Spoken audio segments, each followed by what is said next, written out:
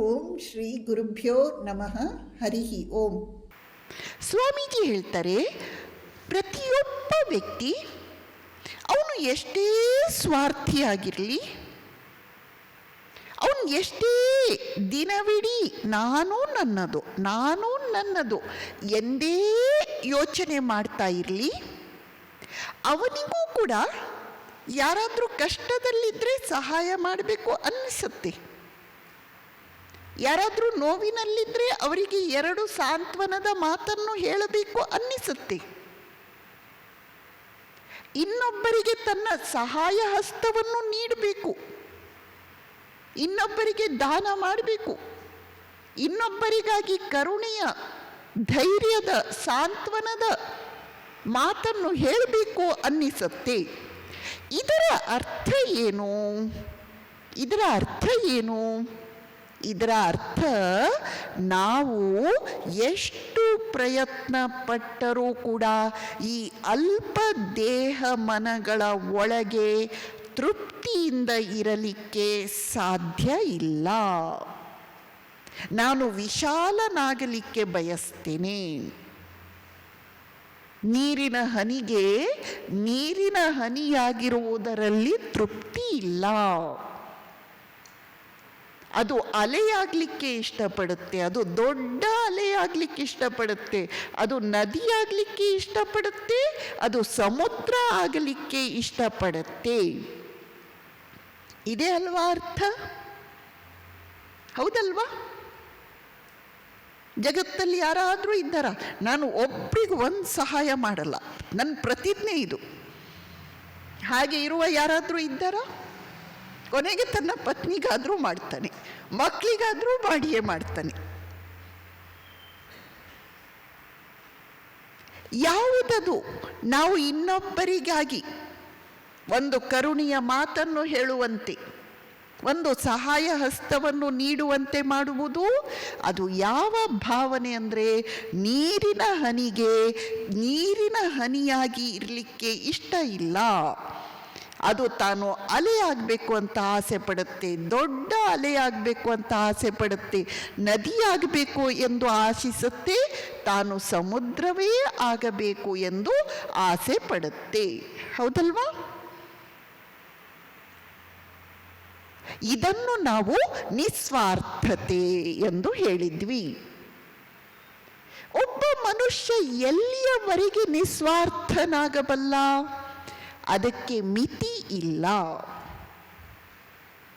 ಒಬ್ಬ ಮನುಷ್ಯ ಎಲ್ಲಿಯವರೆಗೆ ನಿಸ್ವಾರ್ಥನಾಗಬಲ್ಲ, ಅದಕ್ಕೆ ಲಿಮಿಟ್ ಅಂತ ಇಲ್ಲ.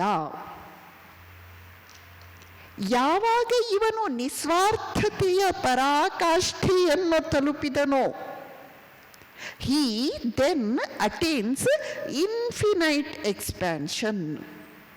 ಆಗ ಅವನು ಅನಂತ ಆಗ್ತಾನೆ. ಆಗ ಅವನು ಬ್ರಹ್ಮ ಸಮುದ್ರವೇ ಆಗುತ್ತಾನೆ. ಆಗ ನೀರಿನ ಹನಿ ಬ್ರಹ್ಮ ಸಮುದ್ರವೇ ಆಗುತ್ತದೆ.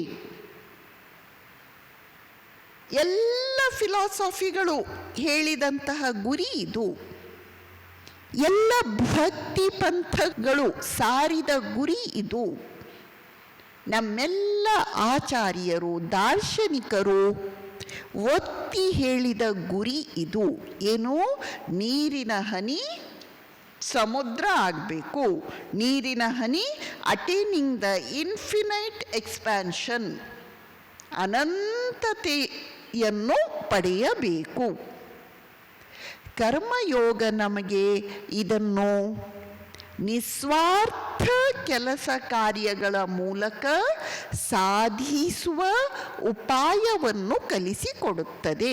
ಕರ್ಮಯೋಗ ನಮಗೆ ಇದೇ ಗುರಿಯನ್ನು ನಿಸ್ವಾರ್ಥ ಕರ್ಮಗಳ ಮೂಲಕ ಸಾಧಿಸುವುದನ್ನು ಕಲಿಸಿಕೊಡುತ್ತದೆ. ನಾವು ಸ್ವಾರ್ಥತೆಯಿಂದ ಕೆಲಸ ಮಾಡಿದಷ್ಟು ಗುರಿಯಿಂದ ವಿರುದ್ಧ ಹೋಗ್ತಾ ಇದ್ದೇವೆ. ನಾವು ನಿಸ್ವಾರ್ಥರಾಗಿ ಕೆಲಸ ಮಾಡಿದಷ್ಟು ಗುರಿಯ ಕಡೆಗೆ ಹೋಗ್ತಾ ಇದ್ದೇವೆ. ಸ್ವಾಮೀಜಿ ಹೇಳ್ತಾರೆ, That which is selfish is immoral. That which is unselfish is moral. ಯಾವುದು ಸ್ವಾರ್ಥವೋ ಅದೆಲ್ಲ ಅನೈತಿಕವಾದದ್ದು.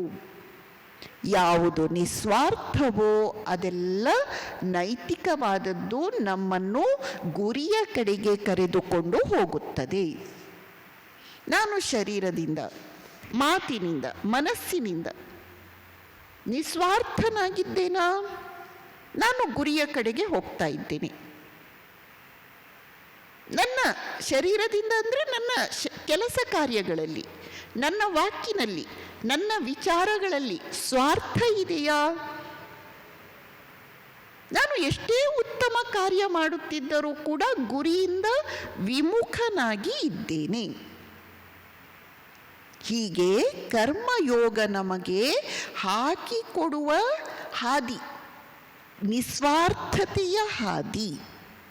ಅದರ ಪರಾಕಾಷ್ಠೆ ಎಟರ್ನಲ್ ಆ್ಯಂಡ್ ಎಂಟೈರ್ ಸೆಲ್ಫ್ ಎಬ್ನಿಗೇಷನ್, ಪರಿಪೂರ್ಣ ಆತ್ಮಾರ್ಪಣೆ. ನಮಸ್ಕಾರ.